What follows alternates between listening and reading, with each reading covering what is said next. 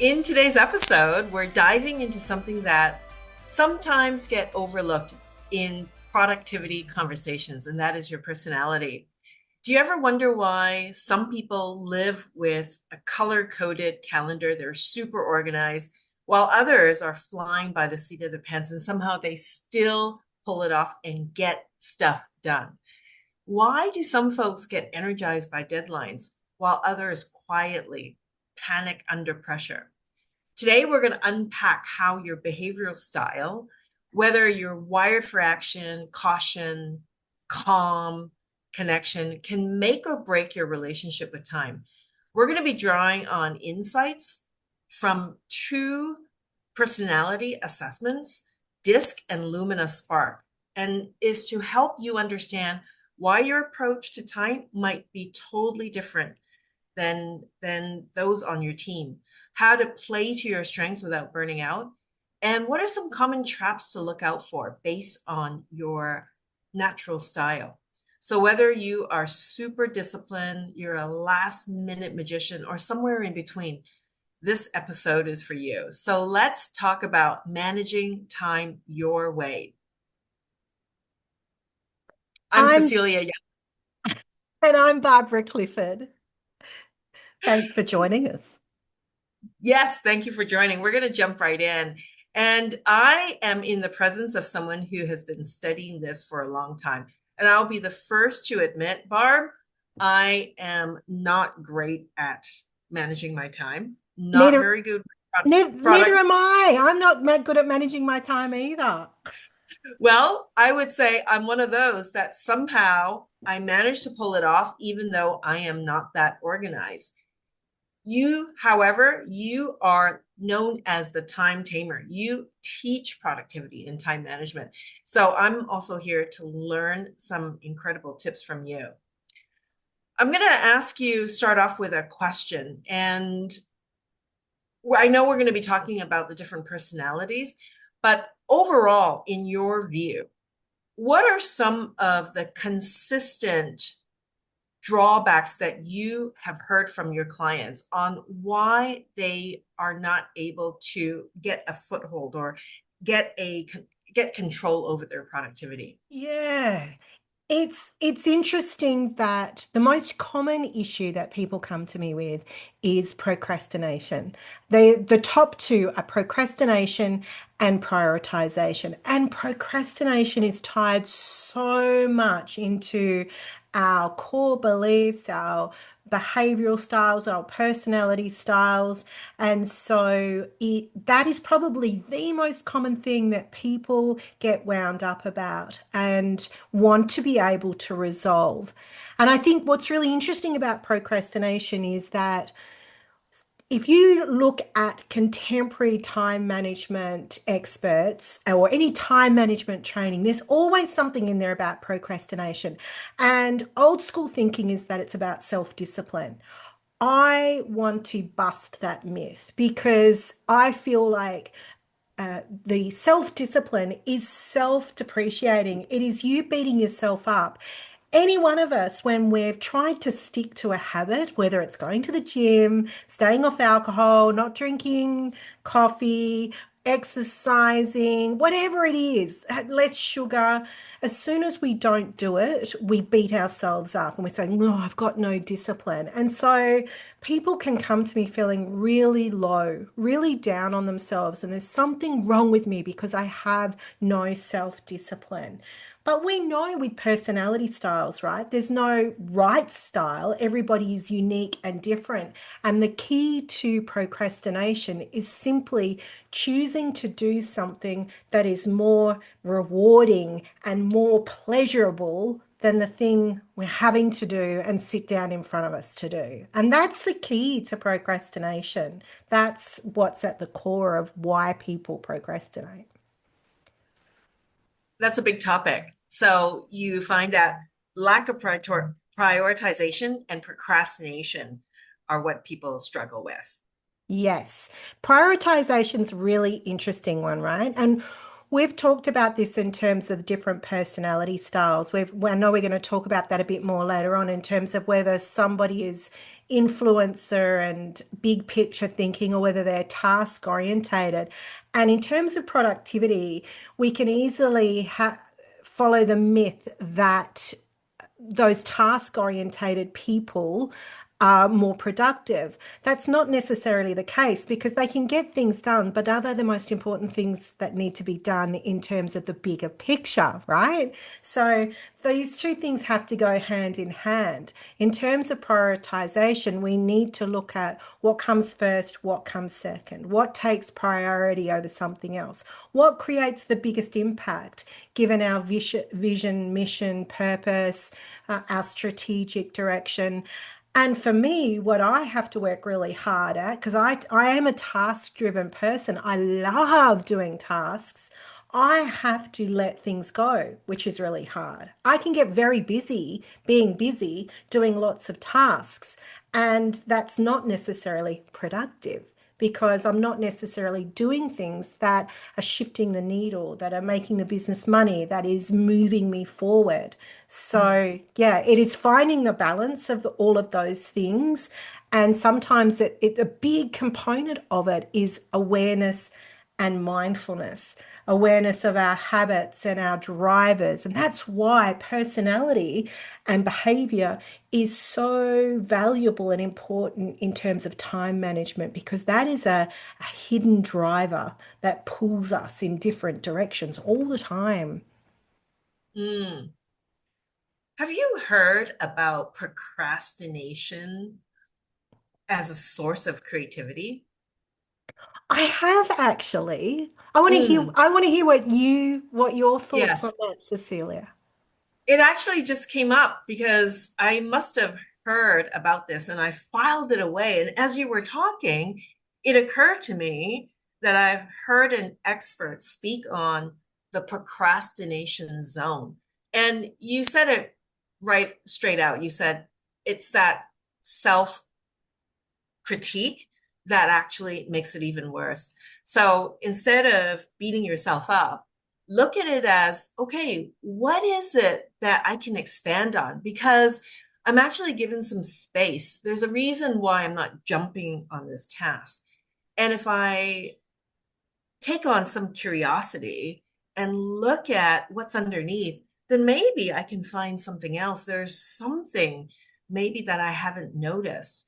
So this expert calls it the creativity zone, but this is different from chronically procrastinating on a task. So this is just noticing, giving yourself some space, and then maybe perhaps uncovering a new idea, new possibility, new direction underneath. What's really interesting, so when I do this work with people to address coaching them through their time management, one of the things that we look at is what I call core beliefs. And this is about what it is that we place value on. So, and it's at the core of who we are. And so when I talk about values, people always have the misconception of the things that we aspire to. So traditionally, values are things like authenticity, honesty, and these are not necessarily things that they're things we want to uphold in our life, but they're not drivers, right? There's a difference.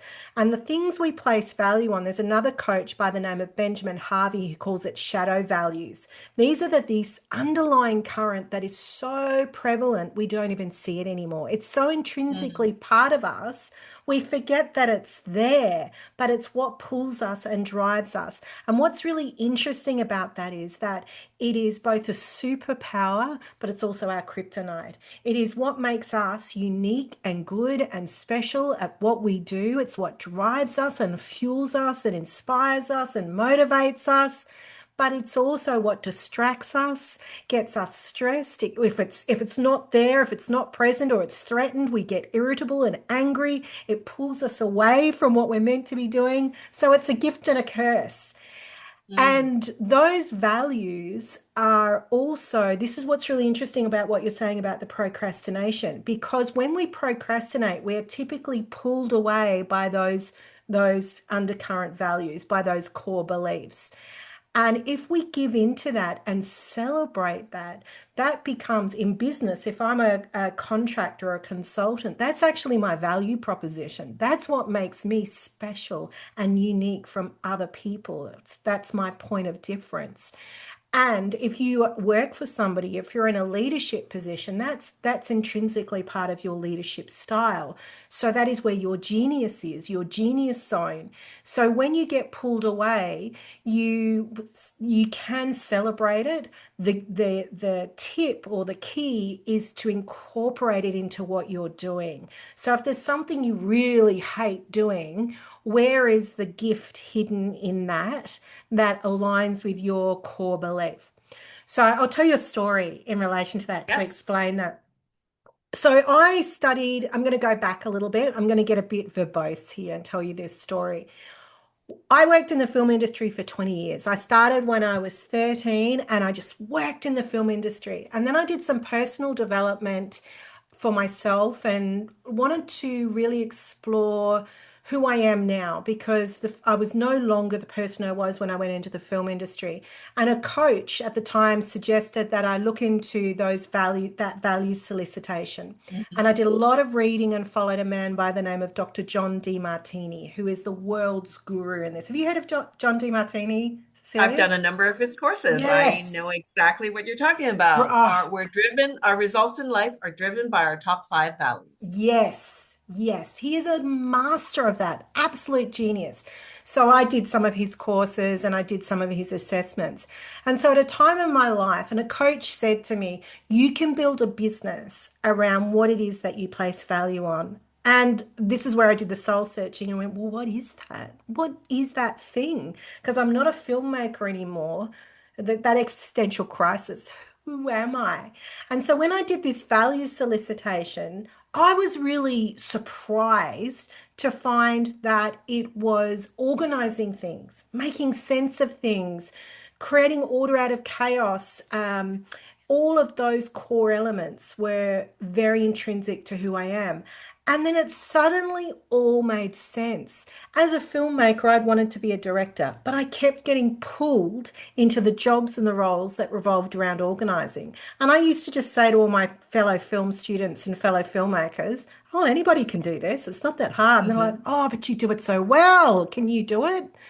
So that became my strength. When I was waitressing to support my career in the film industry, I ended up being the function lead and the function manager because I was good at organizing everything and getting it on time and making things run smoothly. So there was this thread through my whole career that was just so much there I didn't see it. And so then when I started to wrap my business around that and became the time tamer, things started to fall into place. So, to give you an example, this is a very long winded way to tell you this story, but to give you an example, I was working for this entrepreneur before I started my business, and we had to pack, those promo bags that you have at a conference where you get a free, ruler and whatever. My colleague and I had hundreds of these bags to pack, and we kept procrastinating. We kept putting it off because we really didn't want to do it. Oh, this Mm, menial task. mm, And we mm. set aside a couple of hours one afternoon and was like, let's just bite the bullet and get this done. So she set up in one corner, I set up in another corner, and we had everything laid out in front of us. And there we were packing these bags, like, oh, this is just so draining and boring, chatting away, trying to pass the time. And then I said to her, let's have a competition. You pack your bag your way, I'll pack my bag my way, and let's see who's the fastest. So we got a timer, set the timer, off your marks, go. And she was faster. And so then, of course, I said, best of three. Let's do it three times. She was still faster. Yes. So then I studied her methodology and go, what are you doing differently to me? How is your method different to mine? And so I revised my system and then we were competing against the clock. Both of us were saying, can we improve upon our time? Can we get faster? Can we improve the system? And then I did a little bit of maths and went, if we're consistent with this time, this is our average time in doing this task, there's this many bags left. If we do it at this time, we'll be finished by 2 o'clock instead of 4. And so suddenly I was motivated to do this task that I really didn't want to do because I tied into it the thing that I placed value on and that was Yes. important to me. So, on that Yes. topic, Cecilia, I want to ask you, I'm curious to know, my mind is ticking through Mhm. about thinking about Lumina Spark and where people overextend, why they overextend, and how those kind of drivers can either empower people or stress people, and what the strategies might be around that based on their style. Yes. And you opened the door to that conversation because you found a way to motivate yourselves to do an unpleasant task. You turned it into your strength, which is organization. And I imagine you brought out the competitive side, which is part of the personality zone of the task oriented personality, like the red or the D in disc. So when there's competition involved, and we know this already, when we gamify something, Duolingo is a great example. When you gamify learning a language, then people want to exceed that streak. They don't want to break that streak, so they continue. And we know this with accountability and sharing your Fitbit results. That competition drive in us is very motivating.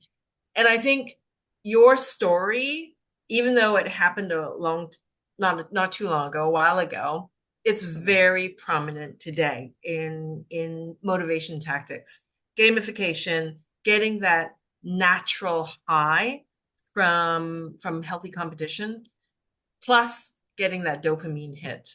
So we want to gamify things to keep it healthy. We don't want to have cutthroat competition. But your story was just a great example. And back to personality, and we talked about discipline. You introduced that when you talk about procrastination. There are some personality types that are more prone to discipline, and then those that are less prone to discipline. Oh, And that's interesting.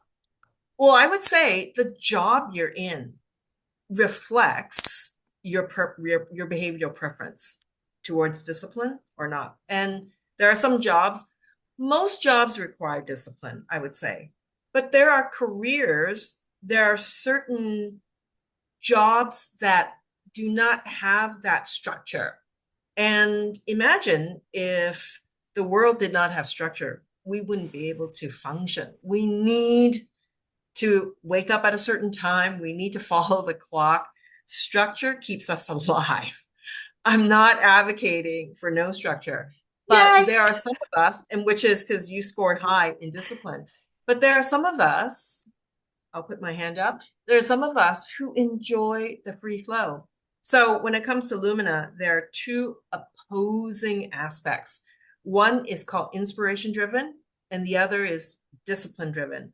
So inspiration driven kind of lives up top, the big picture thinking personality, the one that does not like a timeline, prefers working in the flow, and probably gets a lot of inspiration and ideas when in alpha state.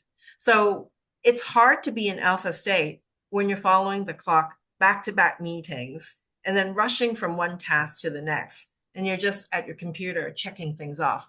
It's very hard to be creative and to be in this genius zone that you talk about. Yeah. On the flip side, on the What do flip you mean? side, Sorry, Cecilia, what do you mean by alpha state? What can you explain that a little bit more? so the brain waves, beta is probably 95% of us in the waking when we're awake. During the waking hours, we're in beta. So it allows us to function, to make the coffee, to turn on our computer, to drive a car, communicate, prepare for a presentation. Day-to-day functions, we're in beta mode. Alpha is when we are just underneath, and there's a lot of creativity in alpha, and then below alpha is theta. But alpha is, when you first wake up and you're still half asleep, and then you get hit with inspiration or you have certain awareness. That's alpha state.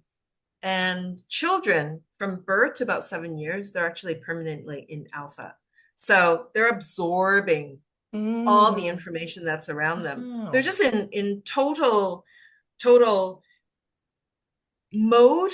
They're in a mode to just absorb the information that's around them. That's alpha state. Now, I really enjoy being in alpha state, but if I've got a busy day, back to back meetings, I'm not able to get into that creative zone. So I think that's where that expert hit it on the nail about procrastination. If you allow yourself to just chill and relax, not get self critical, not put extra pressure, but just relax with it. And I know, we live in a world where we are just running by the clock. And I just want to send a message out there to all those people who are constantly feeling stressed. They're running late, they're running behind. I get you. It's not something to joke about. That pressure is real. That stress is felt viscerally throughout the body. It's not fun. It's Not every one of us has the ability to pull back and take a time out and chill.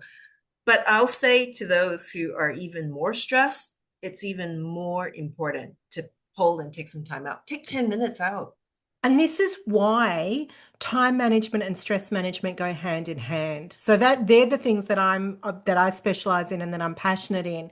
Because and I started out purely with time management, but I very quickly realized how much stress is an important character in that story. And what I will say to people is that when you're stressed, you can't manage your time. When you can't manage your time, it makes you stressed. They're partners Yes. in the same issue. And so and where that comes to another level again, which ties into that whole personality thing, is that how people experience stress is completely different. And I know you've done a lot of research in this area recently, Cecilia, which is a whole other topic about different ways that people experience stress, how they identify it in themselves, how they talk about it, or what it is that is actually going to stress them. So, public speaking might stress people, but for other people, it won't. I was actually listening to a podcast today about a dentist who specializes in dental trauma, and making the experience completely different for people so that they're not traumatized by going to the dentist. And Oh, dear. the interviewer started out by saying, most people hate going to the dentist. I think I'm a bit sick because I actually love it. I love getting my teeth cleaned and feeling that sensation. But what was really You're interesting, definitely in the minority, Barb. I think we could do a poll and we can safely say that, yes, love it. you are Mm. in the minority group. Maybe I'm a bit masochistic or something. What and I was, as I was walking and listening to this podcast, this is totally off topic, right? But what I was listening to was that when she was talking about the trauma, I was thinking, why is it so traumatic? Is it because you're so vulnerable? You're on your back with your mouth open and you're powerless and you can't speak, right? And I think maybe there's something in that. And the dentist was actually saying that people who've experienced childhood sexual trauma, it is even more prolific. So my point to that is, I love going to the dentist, love being sprayed out on my back and having my teeth cleaned. For other people, for other people, that's completely stressful. So when we look at time management, something that you could whiz through is fine for you and exhilarating. For me, it causes immense trauma, you know. So we've got to think about there's no one size fits all, and a lot of that ties into those behavioral and personality traits that are drivers in terms of how we operate. If we can celebrate it, then we use it to our advantage. We can also, you in Lumina, you talk about that overextension when there's a certain trait that gets overused, for example. In DISC, in extended DISC, we talk about where this is your default fault, but this is where you're having to stretch. And when you have to stretch, that consumes a lot of energy and is exhausting. So it's interesting what you say in terms of what you look at in terms of jobs. Like a typical job will do this and match this kind of behavioral style. I think we can, and this is what I love about Lumina Spark, it teaches Mhm. you how to create a bit more balance so you're not extreme in one and you can bring those other components in and how you can bring those other components in. Disc is not as, I don't think it's as fluid as Lumina. And it says that if you have to overextend, you're going to eventually burn out. Right? But I think that you can, with Lumina, it kind of shows you how to have a little bit more control over the temperature of things so that you don't burn out. And Well, interestingly, what it depends on context, and you can go from task to task and know when to dial up, when to dial down. And Mm, you're absolutely right. It is such an in-depth tool and it allows you to see when I'm doing this particular task, even though I'm not discipline driven, I can actually turn that up because I can find that part of me that will fulfill the requirement. And if absolutely I cannot, and it is something that I dread, and that's a really good sign if you dread it, then that's when you want to be creative and look at what are the resources? Who can I lean on? How do I outsource it? And that's where the two of us working together really fits this model. There are mm. some areas where I am not as strong in, and you are, so you can fill in those gaps. And that's what teamwork is all about. How do And we identify our strengths and our gaps? And I just want to emphasize our jobs, the kind of work that we do day to day, is not by accident. You somehow forge your way into the job that suits your strengths, matches your personality. Because if not, it would be a struggle to get through each day. And it's a struggle because you are stretching yourself, you're exerting extra energy to complete your task. Someone like myself, and I don't want to generalize, but if you put me in a very structured, very routine job that's the same punch in, punch out, it's the same every day, I think I would go a little stir crazy. There are plenty of personalities that really enjoy the predictability, the certainty, and the reliability of a fixed routine. And yes, there's a job for everyone, just like the dentist. So it's so interesting you brought up the dentist because years ago, and this is back in the 90s, I was certified in another assessment tool. It was for career development. Do you remember in the 90s you did a lot of assessments so that you could predict what careers are most suitable for you? I remember doing that in high school, I think. Yes. And the career as a dentist was the most interesting because it required a lot of skill, but it required very minimal social contact because the person that you're working on, you don't need to have a lot of social connection, but the job itself is a professional position. So it means that you like to see yourself as an expert. So there's some introversion in there, and there is some red. If we look at this, there's some D in there, but no need for social interaction. And it's a very unique personality type that is completely okay with people hating to come and see you.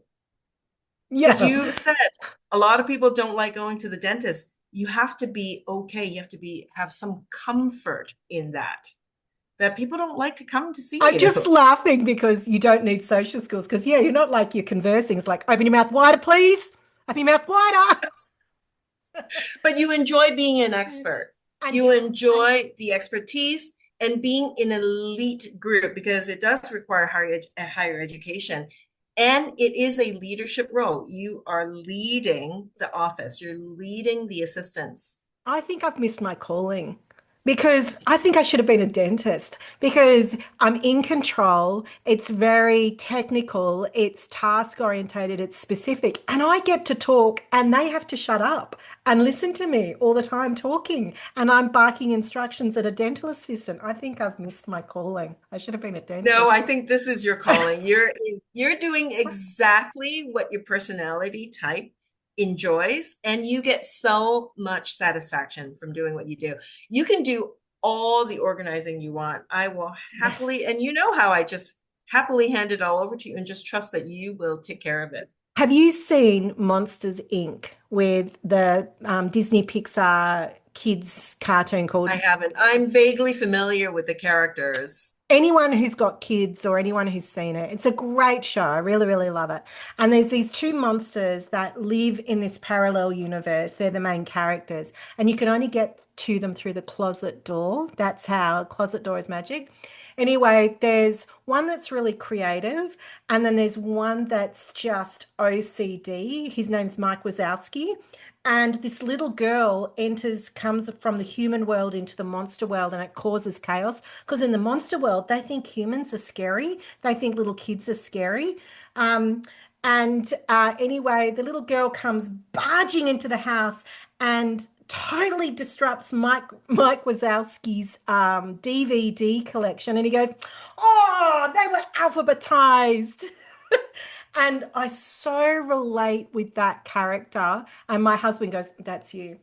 Because everything in my world is alphabetized. Like back when we used to have CDs before Spotify, I wouldn't let my husband touch them because they were alphabetized. My wardrobe is color coded. I think I told you we were talking about this when I had this friend of mine who I'm not going to mention her name, when we would travel to a conference together. And I remember staying in this hotel together and we were running late, of course. I'm going to say her nickname is Seat of her Pants Nancy, right? She is amazing in what she achieves because she just does things last minute. It's complete for me, it feels like absolute chaos, but she is quite extraordinary because she just pulls things off last minute out of that creative chaos. Whereas for me, I'm going, no, can't do it. It's not all organized. We haven't got enough time. It's not possible. But what she could Mhm. achieve is quite extraordinary. And she's renowned for that in terms of what she pulls off. We're late for this event, and she goes, "Can you please iron my jumpsuit in the suitcase?" So I go to her suitcase and I'm beside myself. I'm just laughing and going, "Oh my God, we are so different." There's one high heel shoe on one end of this large suitcase, the other one's on the other side, and everything's just inside this suitcase. And I'm trying to pull out the piece of clothing.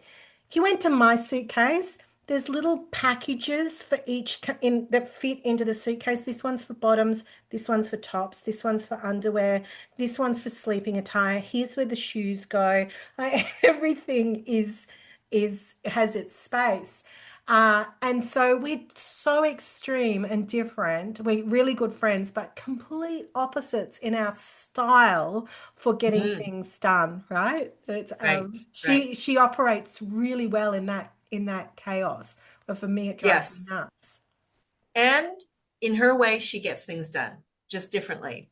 She I gets think a that lot is, done. She actually yes. gets a lot done because she doesn't let the unpredictability or the lack of system stop her. She's constantly finding ways to solve these problems that present to her in the Yes. moment, whereas I'm preparing and planning for them beforehand. And if there's no structure, then I can't do it. So it's quite interesting in terms of the different style of getting things done. Yes. So there is a myth that the more task-oriented personality types would be more productive and more organized. It's just that is a myth because the other personality types can still get things done just in a different way. And I want to talk a little bit about overcompensation. And in Lumina, we call it overextended. So back to the inspiration driven, discipline driven personality types. The inspiration driven, probably your friend might score high in this particular aspect is a type that can just throw stuff together for a trip, throw it in a suitcase, and be okay. And if they are missing something, they would say, "Oh, no problem. I'm sure we'll figure it out."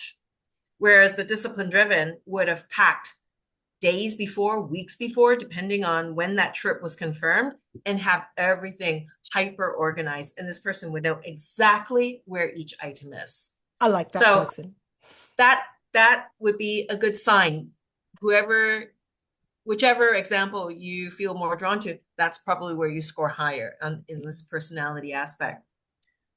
Job wise, I talk about overextension because I know this personally. So because I am more inspiration driven, and because I used to travel a lot for work, I am hyper organized. So I swing the other way in order for me to feel secure. So it can be a strength, but it could be an overcompensation. And an overcompensation can cause one to overexert in energy. So let's talk a little bit about introversion, extroversion. Most people understand the difference.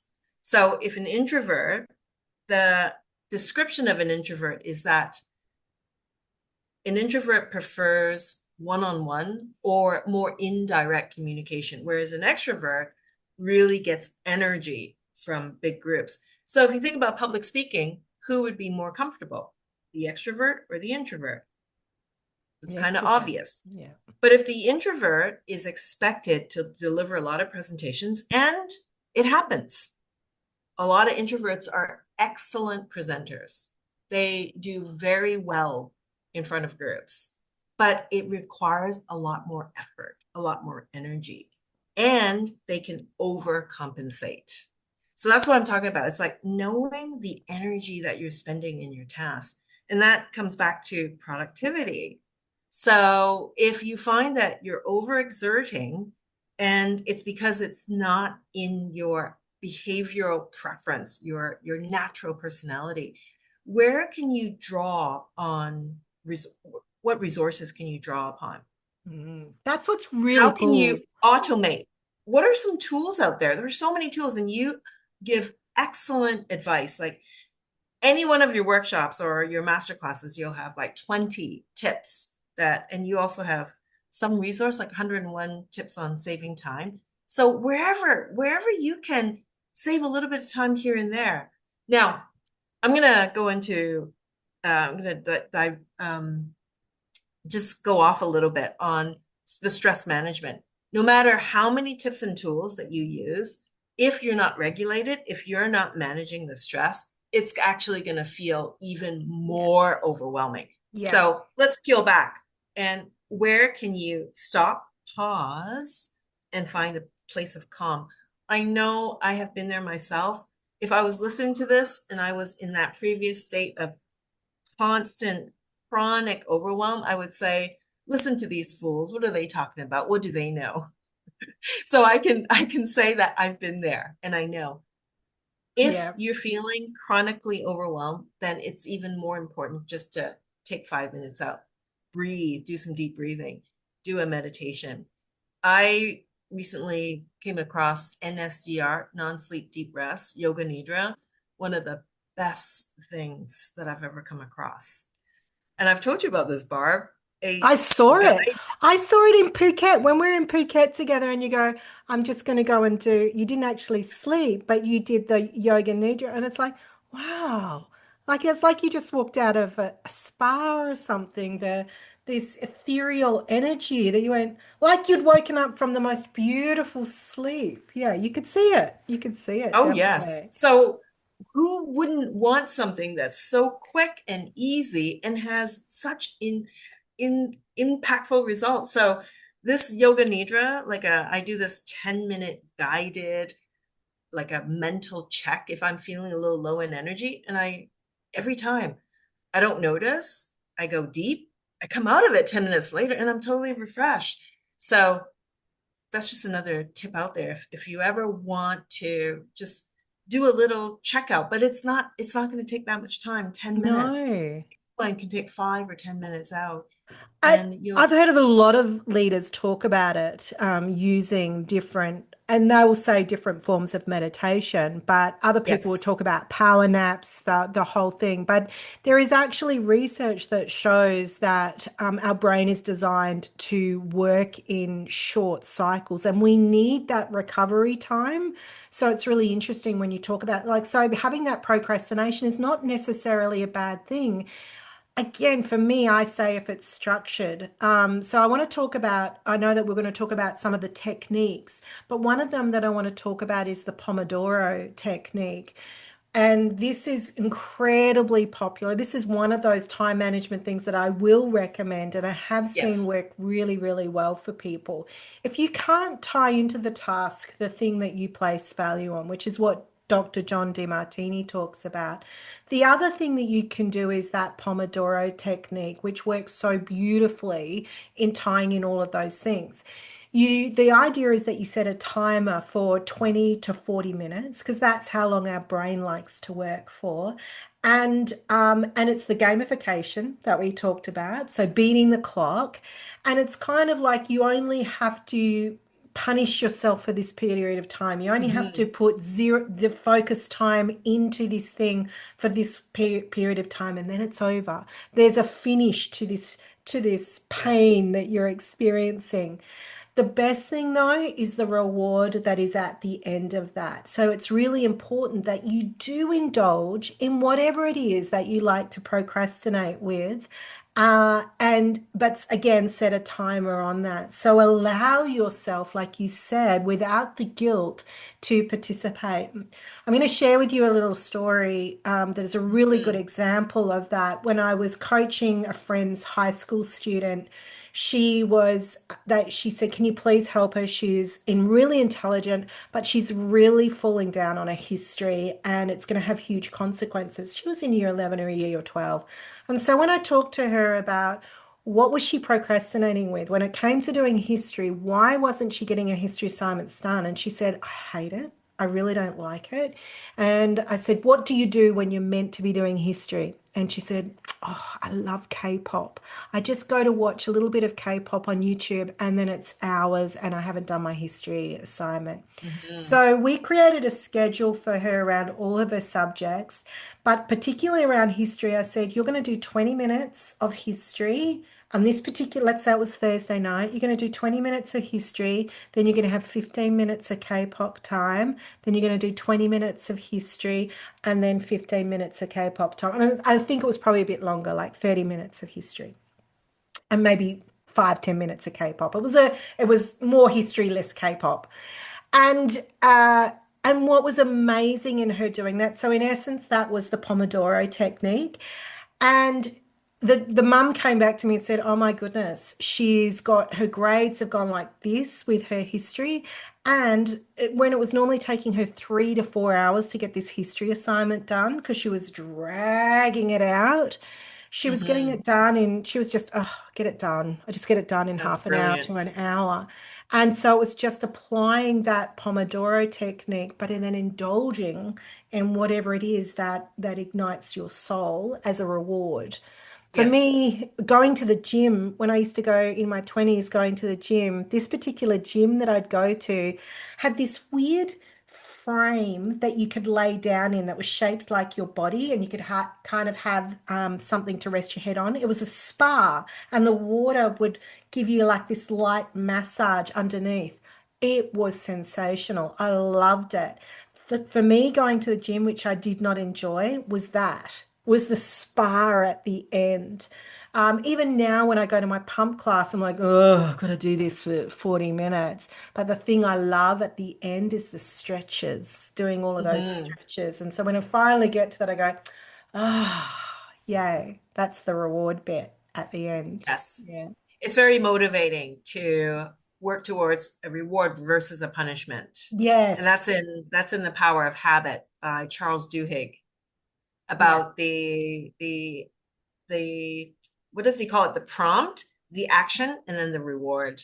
Yes. And there's lots of great books out there around habit. So Mm. another one is called The Slightest Edge by Jeff Olson. The probably the best one about habit is James James Clear, Clear. Atomic Yes. Habits. Yes. Yes. And Yes. that one I think is probably has been a significant game changer for so many people to in terms of breaking bad habit and creating good habit. And I just found it so fascinating when you're talking about those brain waves, the alpha and the beta, and I hadn't heard that before, or not in that detail. I'd kind of heard of it. Mm. But Mm. talking also about the synapses that we create out of habit, hardwiring our brain to do things and change the things that cause us distraction. And this is the other thing we've talked about too, is all of the notifications that pop up and the dopamine hit that we get from that. It's becoming so, and we're getting so much more of it. It's harder to just have that clarity time and to be able to really Mm. apply our wisdom to the work that we're doing. Yes. Yes. Well, you touched upon the brain waves in your recent masterclass, how to work in your genius zone. So when you're in the flow, you're actually in alpha. Right? Mm, You're working, you're still using your prefrontal cortex, but it's at another level. It's a lot deeper because yeah. you're not distracted. Yeah. You're not noticing time pass. And And that actually, is, but the interesting thing about that, you would think there's a part of that prefrontal cortex though that switches off because it goes the flow state lets go of all of the overthinking of things and you just do things in flow. So you just Mhm. follow your instinct and your genius and your power and in that webinar I was talking about the best way to describe that flow state is when the brush for an artist the brush becomes an extension of their hand Yes. or you're watching people. I love watching people roller skating and things like that and you think oh they just make it look so easy. It's just an extent horse riding, right? Like you think, oh, that looks like it's easy when people are in the rhythm with the horse. There's that flow state is when all of the overthinking switches off and you just go into that creative Oh, it's flow a beautiful state. place to be in when you're working in the zone and just that magic of creating work. Mm, And it can be analyzing numbers. It could be doing something, building Lego, but there's so many tasks that you can get into the zone and it feels really good when you come out of it and you see the results. I was quite taken when I joined your masterclass and we talked about the model and boredom is when the skill level is high but the challenge is low. yeah. And this is how my brain works. So I file that away. And then a couple of days earlier, I delivered a workshop on emotional awareness and emotional resilience. And the emotion boredom came up, like I am bored. And I think about all the parents out there who have children who say, I'm bored. I'm bored. And the parent is left trying to create a solution to find things that will stimulate the child and mostly to get them off their phones or to get them off screens. But what if we were just curious about the emotion and ask some questions like, why are you bored? Like, why do you think you're bored? And I know I'm going off track a little bit here, but it's along the same stream about skill and challenge and productivity. So when Mm, we're bored, what is actually going on? What is happening? There's lack of yeah. stimulation, but what preceded, like what is the antecedent to that boredom? That's such a And great today question. it's because we're just so chronically attached to our phones now. So if you were waiting in line for something, I don't know if people still wait in line for things. If you're waiting in line, could you just wait in line and be bored? Do you Or know? is it so difficult that you have to pull out your phone and find your way to be distracted or have information just to continuously have that mental stimulation? which It is is beta state. it is so interesting that you talk about that because for me, I was an only child that grew up on a farm, and my parents were, their marriage was falling apart. So they were a bit emotionally distant, and I was painfully bored, chronically, painfully bored. Oh, I'm sorry to hear that. So I had to find that stimuli, right? So I had no social media, all of those devices, only one TV channel. So I had to immerse myself in creative things or challenge-based things. And so that is why I love things like I've got a ring that is a puzzle ring. It's called a Turkish wedding ring, they call it. And I used to love it as a kid, as a teenager, because I could pull the ring, no matter where I was, waiting in line, I could pull the ring off, pull it apart, and it was a puzzle now for me to solve to keep me Mm. entertained.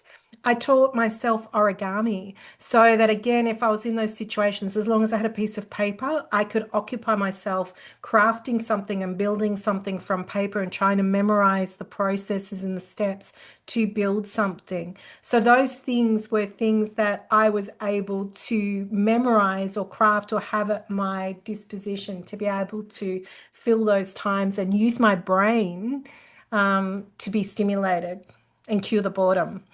I know lots of other things that I That's a found. great story, Barb. I never knew that about you. Yeah.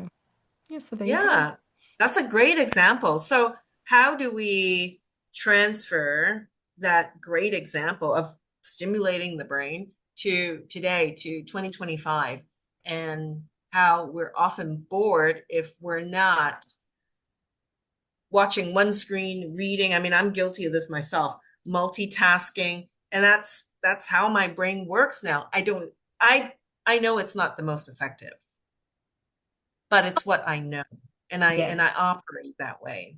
Yeah. And I think, yeah, like it's that stimulus. And the difficult thing is, and I know we're probably almost at time, but the challenge too is the expectation of the workplace to capitalize on that capacity for our brains to multifunction. Email used to be one of those things, like we talk about being Gen X and growing up in an era where we had human skills and that was it. We had to be good at communicating Yes. and problem solving. And now we're finding that it's the skill that is probably most lacking in the modern working world is that capacity to connect and relate and negotiate and resolve conflict, etc.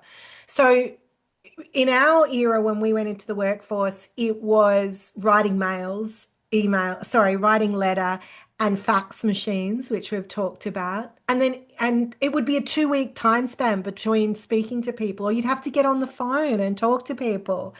And then email came in, and suddenly we had a different way and expectation of communicating. And we expected people to come back to us within a couple of hours or within the day, whereas a fax machine or a letter was a couple of days or a couple of weeks. Now we have these Slack and Teams and Messenger and all of these other things that are instantaneous. Even on websites, we expect people to respond to us very, very quickly with our inquiry. And I'm now seeing people in the workplace expected to answer the phone at the same time as responding to a colleague's chat in Teams. And the workplace demands that of the employee. It's ridiculous. So That's a lot of pressure. Yes. there's no downtime for that Yes. brain, for that innovation, for that Hmm. creativity and that procrastination that creates opportunity for innovation. Yes. Yes. So I think what we're learning and what we're agreeing on based on this conversation is we need to have that downtime. And in fact, taking time out is going to make you more productive. Yes. And I think it, Taking time out in the right way. Yes, that's what I was just about to say. If we tie back into it, that personality stuff is Mm. what burns you and where do you need that recovery time? And more importantly, what do you do for you in that recovery time? Where do you spark and inspire and motivate? What drains energy? Where do you have to overextend or pull? And what do you do to recover from that? So before we wrap up today, Barb, what would be some tips? Let's each share about three productivity hacks or productivity tips that we Ah, have seen in our careers. my favorite one is the ease and impact tool, which people can Google, but the essence of that is talking about prioritization in some way. Is where do you create the biggest impact for the least amount of effort? Where do you get the biggest bang for buck, so to speak, is one tip. Another tip would be to the mindfulness, being aware of where your energy goes and where the energy flows, your personality style, and what pulls you away from certain things. And the finally, I would say what we've talked about is your energy. What ignites energy? What drains your energy? What takes a lot of energy to do? Like you can't run away from it, and what fuels you. So whether it's yoga nidra, whether it's walking the dog in the morning, whether it's stepping outside and with a cup of tea, what are those tools that allow you to recuperate? What are your three? Well, I really like the four quadrants. Stephen Covey's four quadrants: urgent, not urgent, important, not important. I really recommend people go through an assessment of the four quadrants. That's such an easy frame. And you teach this as well. I know you're a fan. A couple of tips, extra tips I have that have worked in my favor, and I don't know if people are willing to do this, is to turn the notifications off. Hallelujah. That's a big one. If I want to Hmm. get something done, turn it off because there's just so much research to show that multitasking is ineffective, is not productive, and that when a message comes through, an alert comes through, it actually creates stress. So you don't want to bring stress into your day. And another bit of research is that for most professionals and office workers, you realistically can get 2 to 3 tasks done a day. So when you write out a to-do list, like that's 20, you're setting yourself up, and then you finish the at the end of the day feeling like you were not productive and it's demotivating. Instead, prioritize, and you are a big fan of this, prioritize those 2, 3 tasks. The important task, which is important and maybe not urgent because we want to do more of the important, not urgent tasks. And then know that you put in a really solid, good day of work. Mm. So those would be my tips. Love them. Love them. Gosh, there's so many. All Yes. right. Yes. So it's always a pleasure Hey, collaborating with you, bouncing ideas off of you, and talking about the subjects that are dear to us. Time management, it is really vital to have this skill. And I learned so much from you. Thanks so much for your insights today, Bart. thank you.